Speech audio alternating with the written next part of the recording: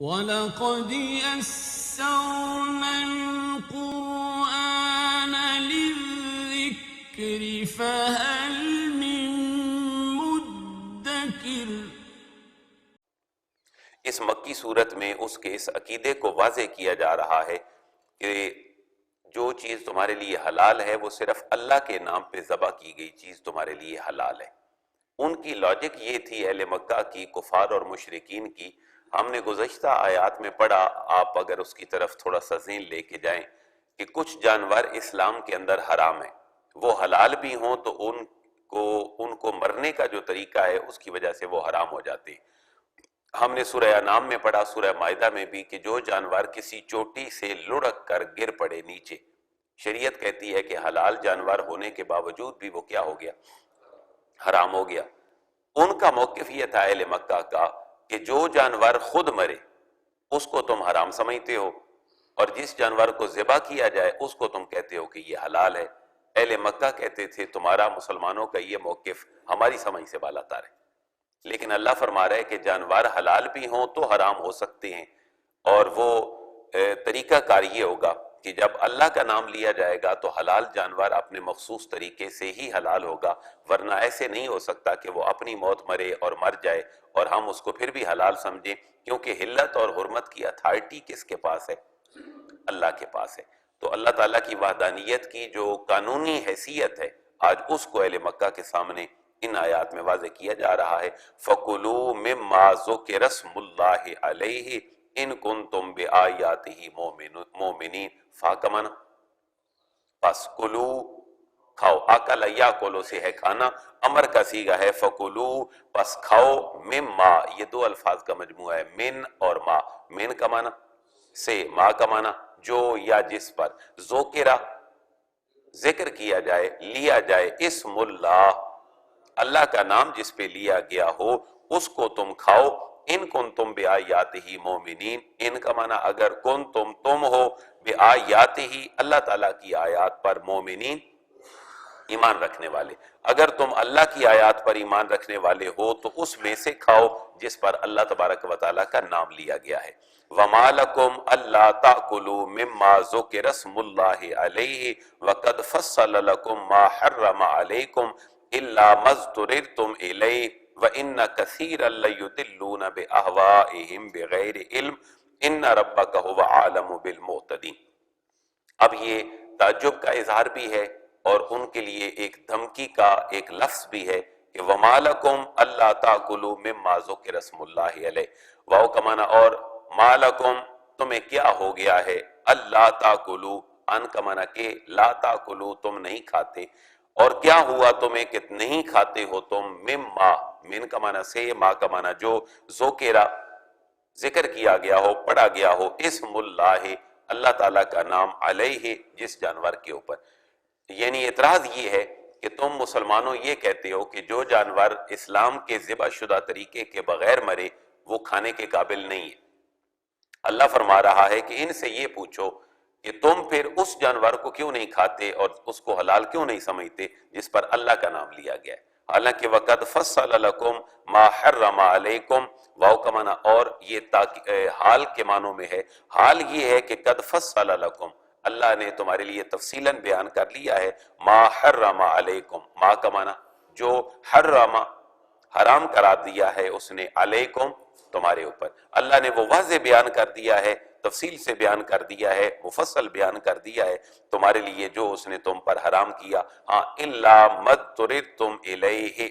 اب یہاں ایکسیپشنل ایک کیس ہے کہ اگر تم حالت اضطرار کے اندر بھی ہو تو پھر تمہارا حرام بھی تمہارے لیے حلال ہے، انسانی زندگی بچانے کے لیے حرام بھی حلال ہے، لیکن اس کی مقدار کتنی ہو جتنی سے زندگی بچ سکے، الا مگر، ما کا معنی جو یا جس چیز سے، اضطررتم جس سے تم مجبور ہو جاؤ، حالت اضطرار میں چلے جاؤ، الیہ اس چیز کی طرف، جس چیز کی طرف تم حالت اضطرار میں ہو۔ مثلا انسان کہیں ایسے سفر پہ نکل پڑا کہ اس کو ارد گرد کہیں کوئی چیز حلال کھانے کی نظر نہیں آ رہی اور وہ دنوں سے بھوکا ہے، گھنٹوں سے نہیں بلکہ وہ دنوں سے بھوکا ہے، اب کھائے پیے بغیر اس کا گزارا نہیں، تو یہاں ایکسیپشنل کیس میں اللہ فرما رہا ہے تم حرام کھا کر بھی اپنی جان بچا سکتے ہو۔ لیکن حالت اضطرار کتنی ہوگی؟ حالت اضطرار اتنی حالت میں کھانا ہوگا کہ جتنی چیز سے اس کی زندگی بچ سکتی ہے، کھانے سے یا پینے سے۔ وَإِنَّ كَثِيرًا لَيُضِلُّونَ بِأَهْوَائِهِمْ بِغَيْرِ علم، اللہ اپنے حبیب کو فرما رہا ہے محبوب یہ جو ارد گرد کے مکی مشرک اور کافر لوگ ہیں ان کا طریق یہ ہے کہ وَإِنَّ كَثِيرًا، واو کا معنی اور ان، بے شک، کثیرن، بہت سے لوگ ایسے ہیں، لَيُضِلُّونَ، جو گمراہ کرتے ہیں، لام کا معنی آتا ہے تاکید کے لیے ہے، لَيُضِلُّونَ، جو گمراہ کرتے ہیں، بِأَهْوَائِهِمْ، اپنی خواہشات کے ساتھ، یعنی وہ حلت و حرمت میں بھی صرف اپنی خواہش کو حرف آخر سمجھتے ہیں، بغیر علم، اور بغیر علم کے، لہذا علم کا ہونا اپنی خواہشات کے اوپر قابو پانے کا ایک آلہ ہے۔ قرآن کی اس آیت مبارکہ سے یہ سمجھا جا رہا ہے انسان اگر اپنی خواہشات کا پجاری ہے یا نفس کا پجاری ہے تو قرآن کی آیت کہہ رہی ہے بغیر علم، وہ ایسا کیوں کرتا ہے؟ بغیر علم کے۔ اسی لیے اس کا نفسیاتی حل اسلام نے بیان کیا کہ خواہشات پر قابو تمہارا علم کی وجہ سے ہوگا، اور پھر حدیث اللہ کے نبی کی کیا ہے کہ تم علم حاصل کرو، طلب العلم فریضۃ بعد الفریضہ، کہ اللہ تعالیٰ کا جو فرض اور حکم ہے نماز روزہ اور ایمان لانا، اس کے بعد تمہارے لیے علم کا حاصل کرنا فرض ہے۔ اور ایک اور حدیث ہے علم حاصل کرنا مفہوم ہے کہ علم حاصل کرنا ہر مسلمان مرد اور عورت پر فرض ہے، وہاں بے شک مرد کے الفاظ ہیں عورت کے نہیں ہیں، لیکن مسلمان تو عورت بھی ہے۔ تو یہ بڑی لاجیکلی آیت مبارکہ کا ایک ٹکڑا ہے کہ وہ لوگ جو گمراہ کرتے ہیں اپنی خواہشوں سے وہ بے علمی کی وجہ سے کرتے ہیں۔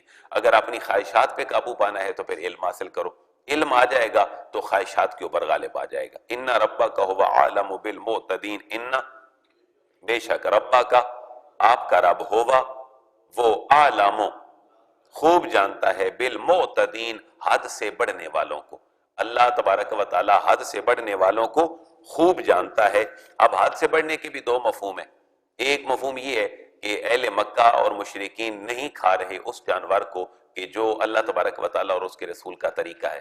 یہاں آپ اس ایک مائنڈ سیٹ کی طرف بھی توجہ کریں کہ جو اللہ کے نام لے کر جانور کو ذبح کیا گیا اور اس کے باوجود بھی اس کے اوپر کچھ سالوں پہلے بڑی شدت کے ساتھ یہ موقف تھا، آج وہ شاید کچھ تحقیق اور علم کے بعد تھوڑا سا ماند پڑ گیا کہ جو کسی بزرگ کے عرس یا کسی نیک محفل میں کوئی جانور ذبح کیا جائے تو عموماً ایک ہوا چل پڑی کہ یہ تو اللہ کے نام پہ ذبح نہیں کیا گیا۔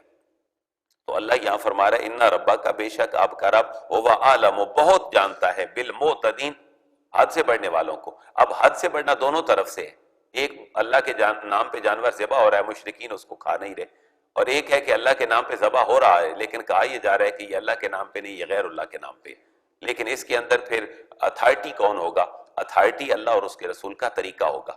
اگر تم جانور ذبح کر رہے ہو اور اس کے اوپر نام پڑھ رہے ہو اللہ اکبر اللہ اکبر، تو یہ نام کس کا ہے؟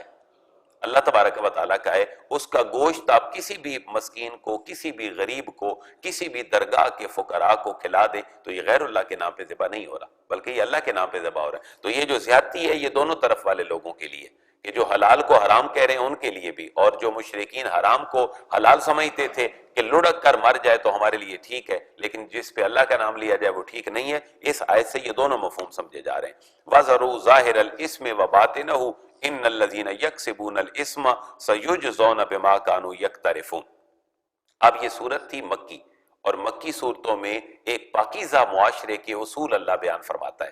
یہاں کہا جا رہا ہے کہ پاکیزہ معاشرے کا ایک اور اصول یہ ہے کہ وَذَرُوا ظَاهِرَ الْإِثْمِ وَبَاطِنَهُ، واو کا معنی اور زر سے نکلا ہے جمع کا صیغہ ضرو، ضرو تم ترک کر دو، چھوڑ دو، ظاہر الاسم، ظاہری گناہوں کو بھی، اسم کا معنی گناہ اور ظاہری گناہوں کو چھوڑ دو، وباطنہ، اور چھپے ہوئے گناہوں کو بھی تم چھوڑ دو، ظاہری گناہوں کو بھی چھوڑ دو، چھپے ہوئے گناہوں کو بھی چھوڑ دو۔ اس سے مراد کیا ہے؟ مفسرین نے یہ لکھا کہ زمانہ جاہلیت میں عرب چھپ کر زنا کرنے کو حلال سمجھتے تھے، چھپ کر زنا کرنا ان کے لیے حلال تھا، لیکن اوپنلی ان کے لیے یہ کام کرنا ٹھیک نہیں تھا اخلاقی طور پر۔ اللہ فرما رہا ہے کہ وَذَرُوا ظَاهِرَ الْإِثْمِ، کسی گناہ کو ظاہری طور پر کرنے کو بھی چھوڑ دو، وَبَاطِنَهُ، اور اس کو چھپ کر کرنا بھی چھوڑ دو۔ شاید اسی معاشرے کی ایک جھلک تھی جو کچھ سال پہلے ہمارے معاشرے میں بھی آئی، اور تحفظ حقوق کے نسواں بل کے نام پر بہت ساری شکیں ایسی رکھی گئیں، آپ کے ذہن میں ہوگا 2008-9 کی بات ہے غالباً، یا 7-8 کی بات ہے، کہ اگر عورت راضی ہو اور آپ اس کے ساتھ کوئی بدفعلی کرتے ہیں تو اس کو زنا بالرضا کہا گیا، اور اگر عورت اس کو ایگری نہیں ہے تو زنا بالجبر ہے۔ تو آئین کی شکوں کے مطابق جو آرڈیننس تھا بیسیکلی امپوز ہوا تھا صدر مملکت کی طرف سے، اس میں موقف یہ تھا کہ اگر آپ اپنی بیوی کے ساتھ بھی اس کے قریب جانے کی خواہش کرتے ہیں اور وہ اس کے لیے ایگری نہیں ہے تو پھر آپ کو پنشمنٹ ہوگی۔ عورت اگر عدالت جاتی ہے تو جرمانہ بھی ہوگا اور سزا بھی ہوگی۔ اور ایک پارک کے اندر اگر ایک مرد اور عورت بیٹھے ہیں، آپ ان کو پوچھ نہیں سکتے کہ آپ کس حیثیت سے بیٹھے ہیں۔ یہ کو ذہن میں آ رہا ہے کہ 2007-8 میں حقوق نسواں بل جو ہے وہ تو اللہ فرما رہا ہے کہ گناہ تو گناہ ہوتا ہے، وہ ظاہری ہو تب بھی گناہ ہے، وہ چھپ کر ہو تب بھی گناہ ہے۔ لہذا شاید یہ اسی مغربی سوسائٹی کا ایک ایجنڈا تھا اور پریشر تھا جو آج کل ختم نبوت کے حوالے سے حکمرانوں کے اوپر ایک پریشر تھا۔ یعنی ایک ایجنڈا کیا ہے کہ اس معاشرے کو بد مذہب بنا دو، اس کو لبرل سے سیکولر بنا دو، اور پھر ایک وقت آئے گا یہ بالکل بے روی کے طریق پہ چلی جائے گی۔ تو اللہ فرما رہا ہے کہ زنا ہے، خواہ عورت اس میں راضی ہو یا نہ ہو۔ اور مرد اور عورت کے تعلق کے بارے میں یہ فرمایا کہ مرد اگر عورت کے قریب جانا چاہے جو اس کا شوہر ہے اور عورت اس کے قریب نہیں آتی، انکار کر دیتی ہے، تو بڑی مشہور حدیث ہے، آپ نے سنی ہوگی، صبح تک اس عورت پہ کیا ہوتی ہے؟ لعنت۔ اس کی وجہ یہ ہے کہ یہ عورت اپنے مرد کو برائی سے بچانے کا ایک سبب ہے، اور اگر یہ عورت اپنے مرد کے قریب نہیں جا رہی اس کی خواہش کے بعد بھی تو پھر یہ تو مرد کو برائی کی طرف دھکیل رہی ہے۔ اسی طرح عورت کے لیے بھی یہی ہے، مرد کے لیے بھی یہی ہے کہ ایک دوسرے کی سیکسول فیلنگز کی تکمیل کے لیے اللہ نے دونوں کو بنا دیا۔ لہذا چھپ کر گناہ کرنا اور زنا کرنا اہل عرب برا نہیں سمجھتے تھے۔ وَذَرُوا ظَاهِرَ الْإِثْمِ، ظاہری گناہوں کو چھوڑ دو، یہ پاکیزہ معاشرے کا پہلا اصول۔ وَبَاطِنَهُ، یہ جو باطن کا لفظ ہے یہ ہمارے پورے معاشرے کی بنیاد ہے، یعنی باطنی گناہ کیا ہیں؟ جو چھپ کر بھی ہوں اور باطنی بھی ہوں۔ انسان کے خیالات جب تک پاکیزہ نہیں ہوں گے تو عمل بھی پاکیزہ نہیں ہو سکتا۔ تو بڑی پیاری پاکیزہ معاشرے کے اصول پہ یہ آیت ہے کہ گناہ ظاہری بھی ہوں تو چھوڑ دو اور گناہ باطنی بھی ہوں تو چھوڑ دو۔ باطنی اب دو ہیں، چھپ کر کریں یا پھر انسان اپنے اندر سے ہی کچھ ایسے خیالات ابھریں نفسانی خواہشات کے جو انسان کو برے عمل کی طرف راغب کریں۔ اب دونوں کی سزا بیان کی جا رہی ہے۔ ان الذین یکسبون الاسم سیجزون بما کانوا یقترفون۔ ان بے شک الذین وہ جو، الذین اس میں موصول ہے، الذین وہ جو یکسبون کماتے ہیں۔ کسب یکسب کمانا ہوتا ہے کمانا، گین کرنا، جیسے کسب حلال ہے اور الکاسب حبیب اللہ۔ بے شک وہ لوگ جو کماتے ہیں یا کرتے ہیں الاسم گناہ، بے شک جو لوگ گناہ کرتے ہیں، سیجزون، سین کا معنی ان قریب، یجزون، ان کو جزا دی جائے گی۔ یہ ایکٹیو نہیں بلکہ پیسو فعل ہے اور پریزنٹ اور فیوچر کے اوپر دلالت کر رہا ہے۔ سیجزون، انہیں سزا دی جائے گی، کیوں؟ بما کانوا یقترفون، با کا معنی سبب اور واسطہ، ما کانوا یقترفون، جس کا وہ ارتکاب کیا کرتے تھے، جس کا وہ ارتکاب کیا کرتے تھے اس کی ان کو سزا مل کر رہے گی۔ اب اس سے پتہ چلتا ہے انسان مجبور کتنا ہے اور انسان مختار کتنا ہے۔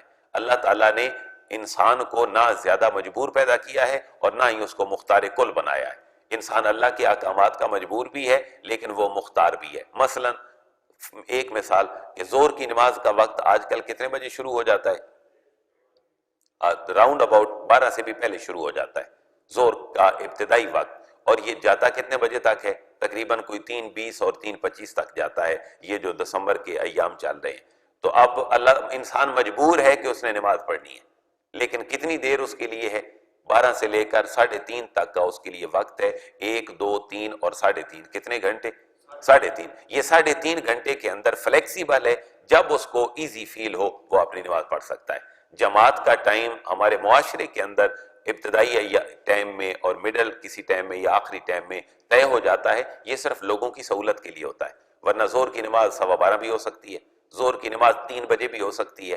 اللہ کے حبیب کے اوپر جبریل امین جب حاضر ہوئے انہوں نے ہر نماز 2 وقت میں پڑھ کر اللہ کے نبی کو بتائی اور یہ عرض کیا حضور یہ پہلا وقت ہے نماز کا، اس میں بھی پڑھیں، پھر ایک اور وقت تشریف لائے تو اسی نماز کو اس کے آخری وقت میں بھی پڑھا اور آپ نے فرمایا ان دونوں اوقات کے اندر آپ کی امت کے لیے اس نماز کا وقت ہے۔ تو اللہ فرما رہے ان الذین یکسبون الاسم، گناہ تم کرتے ہو اس کی تمہیں جزا ملے گی، کیوں کہ اللہ نے تمہیں مختار بنایا تھا کہ تم زنا کی طرف جا رہے ہو تو اللہ نے تمہیں اختیار یہ دیا زنا کی طرف نہ جاؤ، تم نکاح کر لو، ایک نکاح نہیں دو کر لو، دو نہیں تین کر لو، تین نہیں چار کر لو۔ تو انسان کی مجبوری اور اس کے مختار ہونے کو اس آیت مبارکہ میں بیان کیا جا رہا ہے کہ انسان جمادات کی طرح بے اختیار نہیں ہے، جیسے پتھر بے اختیار ہیں۔ اللہ فرما رہے انسان بے اختیار نہیں ہے، بلکہ اس کے افعال اس کے اختیار اور ارادہ سے ہوتے ہیں، اس لیے اس کا ارادہ مین ہے، لیکن اس کا ارادہ اگر اللہ کے ارادے کے تابع ہو جائے تو پھر وہ انسان اپنی معراج کو پہنچ جاتا ہے۔ ان الذین یکسبون، بے شک وہ لوگ جو کماتے ہیں الاسم گناہ کو، سیجزون، ان کو جزا دی جائے گی ان قریب۔ اچھا یہ اب فعل مضارع تھا جو پریزنٹ اور فیوچر پہ دلالت کرتا ہے، لیکن اس کا معنی فیوچر کے ساتھ خاص کیوں ہو گیا؟ سین کی وجہ سے۔ مضارع کے اوپر جب سین آ جائے تو وہ اس کو فیوچر کے ساتھ خاص کر دیتا ہے، سوفا آ جائے تب بھی اس کو فیوچر کے ساتھ خاص کر دیتا ہے۔ سیجزون، سزا دی جائے گی انہیں، بما کانوا یقترفون، اس گناہ کی جس کا وہ ارتکاب کیا کرتے تھے۔ اگلی آیات مبارکہ سے انشاءاللہ کل ہم آغاز کریں گے، اور یہ مکی صورتوں کے اندر خصوصاً سورہ انعام میں ایک ایسا معاشرہ جو صالح معاشرہ ہو اور پاکیزہ معاشرہ ہو، اس پاکیزہ معاشرے کے اصول بیان کیے جا رہے ہیں۔